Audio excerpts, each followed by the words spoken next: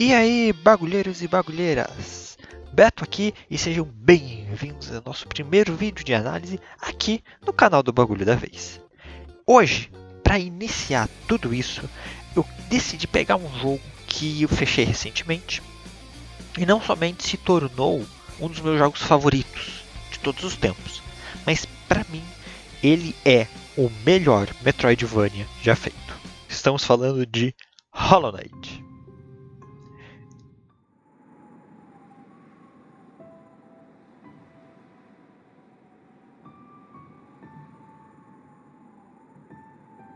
Eu poderia, sinceramente, ficar aqui horas e horas falando sobre o quão bom Hollow Knight é. E a gente poderia fazer um grande vídeo decifrando todos os detalhes desse jogo maravilhoso. Mas eu não vou fazer isso porque, bem, já tem gente que fez. Então eu vou deixar aqui no link da descrição alguns vídeos que só vão comprovar isso tudo que eu estou falando, vão repetir algumas das coisas que eu estou falando aqui, e até são vídeos em que eu me inspirei para esse, porque são vídeos de canais que eu gosto. Antes de entrar no assunto do vídeo, eu vou pedir aqui para você já deixar o seu like, clicar no botãozinho de se inscrever e no sininho, que vocês sabem, ajuda pra caramba a gente, você não vai perder nenhum vídeo no canal. Decidi chamar esse vídeo de A Excelência de Hollow Knight. E para mim, Hollow Knight encontra sua excelência no seu storytelling. Vou falar isso mais pra frente? Vou. Vamos falar um pouco do jogo como um todo. Como eu já disse, Hollow Knight é um Metroidvania. E Metroidvania são jogos de ação e aventura com foco na exploração. Basicamente, você tem um mapa a ser explorado com caminhos diversos e pontos desse mapa onde você não pode mais explorar porque você não tem ou a arma certa ou a melhoria e habilidade correta. Então você tem que explorar o mapa, encontrar a arma ou melhoria, voltar naquele lugar e continuar a sua história. Esse é o geral no Metroidvania. É um estilo criado inicialmente por Super Metroid de Super Nintendo e Castlevania Symphony of the Night de PlayStation 1. Diversos jogos repetiram essa fórmula, mas eu acredito que nenhum acertou tanto quanto Hollow Knight. O jogo também tem muita inspiração em Dark Souls, e é um pouco disso que ele pega para fazer o seu storytelling, também na sua dificuldade e quando a gente morre. Se você não sabe, quando você morre em Dark Souls, você perde todas as almas que você recolheu, o seu dinheiro, todas as suas melhorias.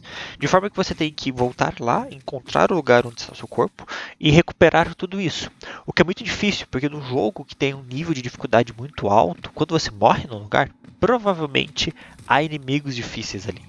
Hollow Knight segue esse padrão. Quando a gente morre, um espectro do nosso personagem é criado, de forma que nós somos obrigados a voltar naquele lugar para então destruir esse espectro e recuperar parte da nossa magia e nosso dinheiro.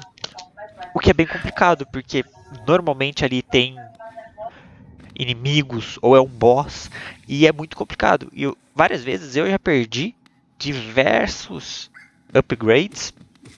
Várias vezes eu perdi muito dinheiro porque na minha busca de reencontrar o meu espectro e destruí-lo, eu morri no caminho, porque eu não estava preparado para aquela área do jogo. A coisa do Metroidvania é como ele vai te dando fórmulas para a evolução.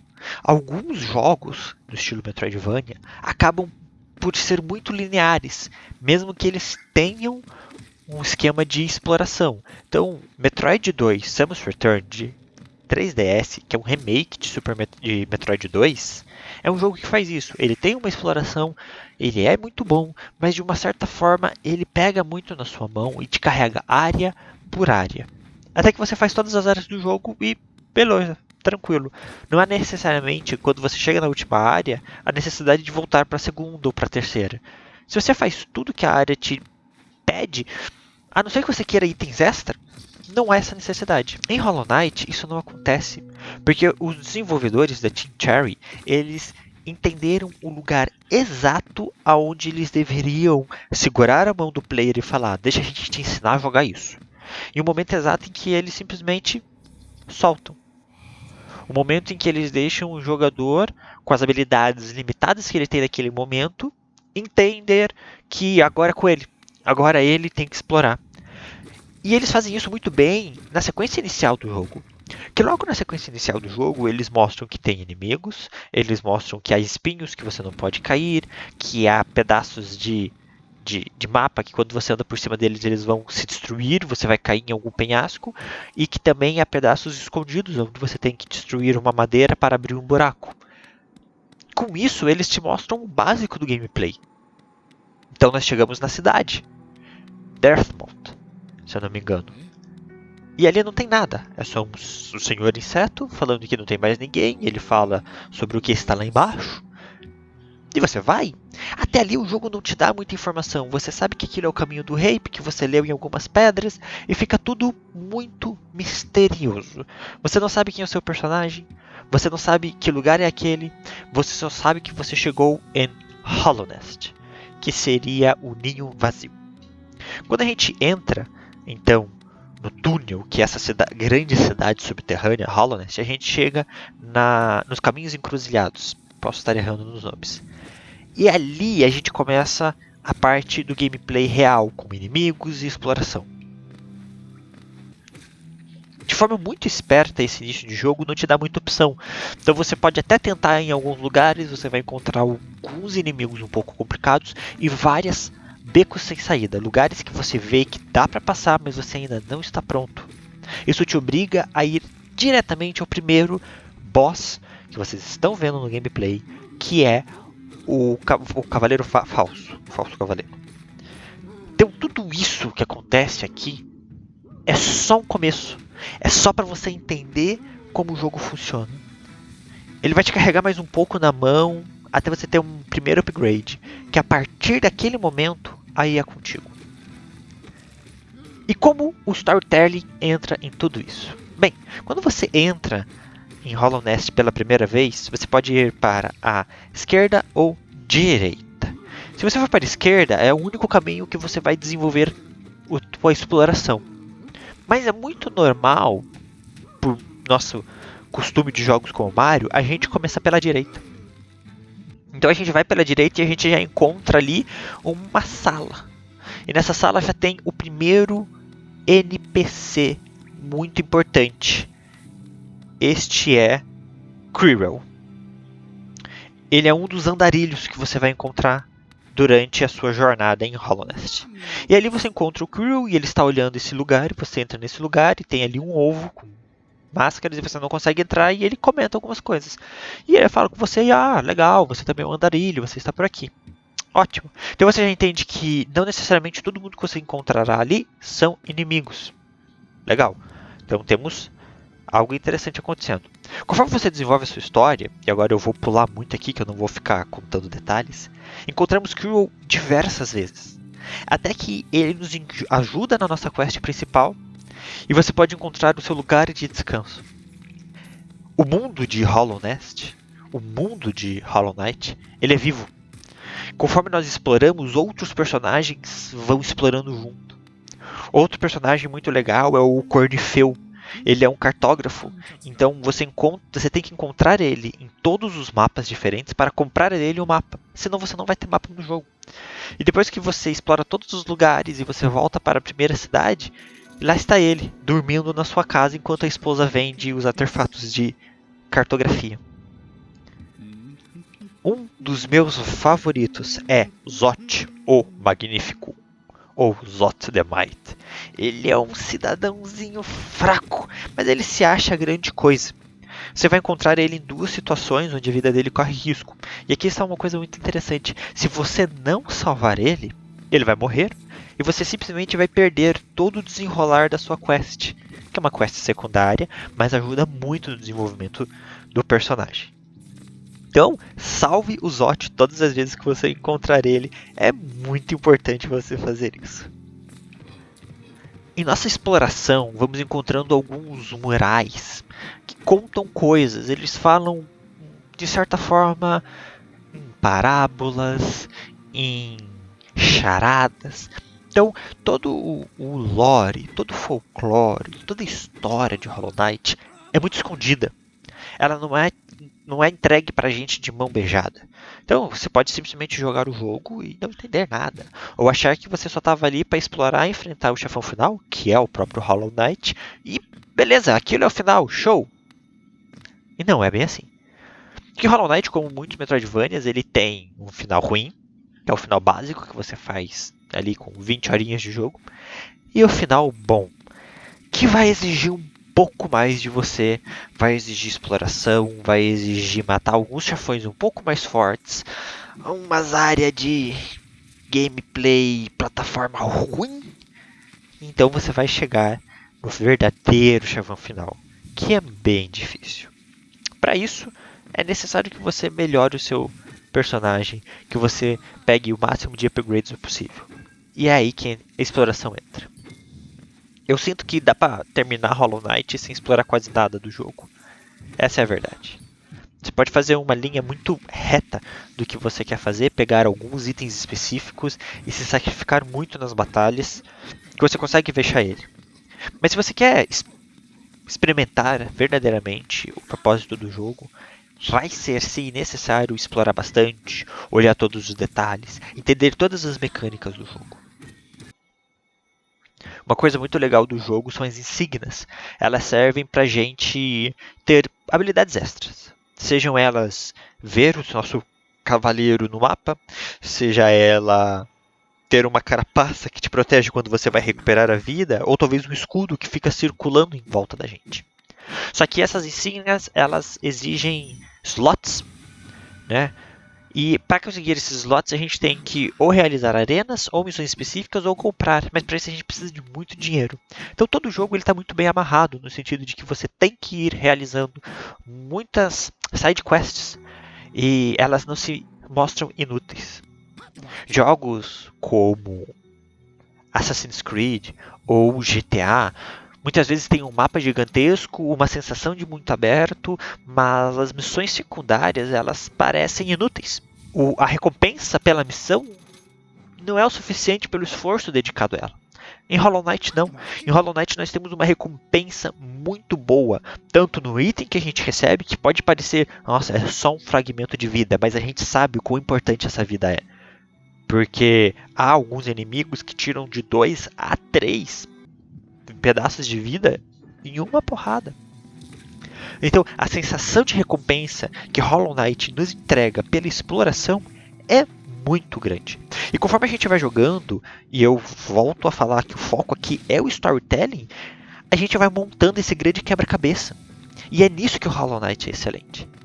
Você pode fechar o jogo sem ter entendido a verdade sobre ele. Sem ter entendido que o nosso cavaleiro ali, na verdade, ele é um objeto criado para tentar impedir uma infecção que é visível durante o jogo, aparece, essa infecção se espalha no mapa, e que se você simplesmente vai e vence o Cavaleiro Vazio, que é o Hollow Knight, o aparente é o final do jogo, você simplesmente substitui o lugar dele como um receptáculo para essa infecção. Ou seja, toda a tua exploração, toda a sua aventura, era inútil. Porque você só foi mais um que chegou lá e não conseguiu. Agora, se você explora de verdade, entende tudo o que acontece, pega todos os itens que são necessários e enfrenta a radiância, aí você entende qual é o objetivo dele. E mesmo assim, se você deixar alguma inscrição para trás, se você não realizar as DLCs, você não vai entender verdadeiramente. E eu vou até falar que eu acho que ninguém entendeu verdadeiramente. Hollow Knight ele é incrível em como ele nos carrega em uma história para outra. Em como um simples e ignóbil do Zot pode se tornar uma peça fundamental para o nosso desenvolvimento, ou em como a Gloth se torna uma personagem extremamente necessária e a Hornet se torna alguém que a gente quer conhecer e dá motivos para os fãs estarem ansiosos para o que está por vir. Temos pequenas criaturas como o pai dos vermes, que está desesperado porque os seus filhinhos foram capturados e você vai encontrá-los espalhados em todo o mapa. E cada vez que você encontra um deles e liberta e volta para o pai deles, ele vai te dar uma recompensa. Ou a gente encontra uma criatura bizarra chamada O Caçador, que quer que nós matemos todas as criaturas de Hollow Nest em uma quantidade específica de vezes para termos um jornal com todas as informações e aí então liberarmos uma nova luta. O mundo de Hollow Knight, apesar de ter essa essência do hollow, do vazio, ele é extremamente rico. Rico em seus personagens, rico na sua forma de se apresentar. Hollow Knight foi um jogo desenvolvido e publicado pela Team Cherry e ele foi arrecadado no Kickstarter.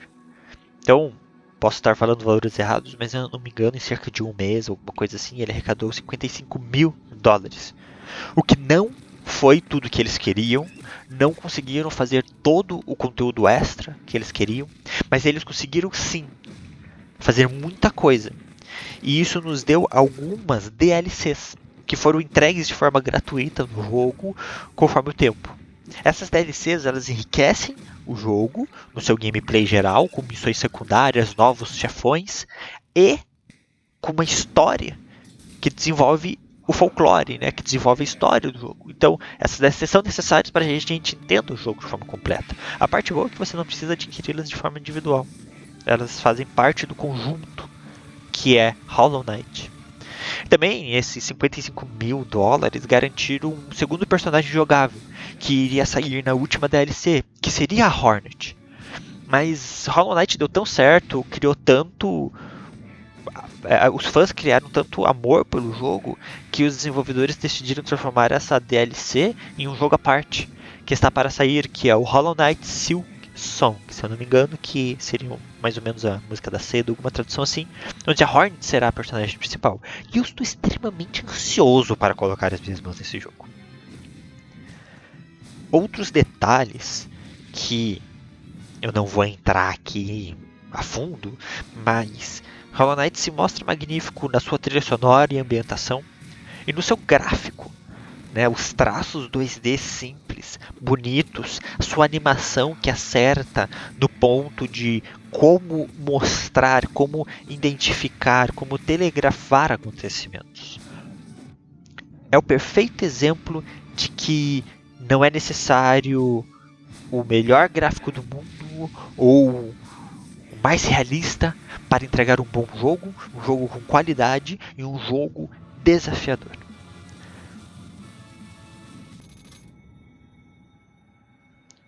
Eu vou ficando por aqui, porque se eu ficar aqui falando mais tempo, eu vou perder de vista a quantidade de informações e de elogios que eu posso dar por Hollow Knight. Mas eu quero concluir falando que sim, a excelência de Hollow Knight está no seu storytelling. Na forma em que Hollow Knight conta a sua história, na forma em que os desenvolvedores encontraram de nos colocar nesse universo, dar vida a ele e fazer com que nós nos sintamos parte disso, apesar de não serem humanos, ser um mundo totalmente diferente do nosso, a gente se importa. A gente cria afetos e pequenas ligações com as pequenas histórias. Essa é a parte mais incrível e aqui se encontra a excelência de Hollow Knight. Eu vou confessar para vocês que eu fechei o jogo, fiz o final verdadeiro, peguei um pouco das DLCs, mas eu ainda não estou preparado para abandonar o mundo de Hollow Knight. Eu tenho vontade de simplesmente ficar andando por ele e explorando ele. Porque para mim foi um gameplay muito certeiro, com um ótimo desenvolvimento de personagem e músicas maravilhosas, e é tudo que eu gosto num jogo. Quero agradecer a todo mundo que aguentou o beta até o final do vídeo. Eu vou falar aqui o que eu falo no podcast. Chega de beta por hoje. Vocês estão livres de mim. Obrigado por acompanharem o vídeo até aqui. Não deixem de comentar. Falem aí o que vocês acham de Hollow Knight. Vocês conhecem, vocês que já jogaram o jogo. Comentem aí. E, importantíssimo, não esqueça de dar aquele like, se inscrever aqui no canal e acompanhar também o podcast no seu agregador favorito, seja ele Spotify, Pocket Cast e tudo mais. A gente se vê. Falou!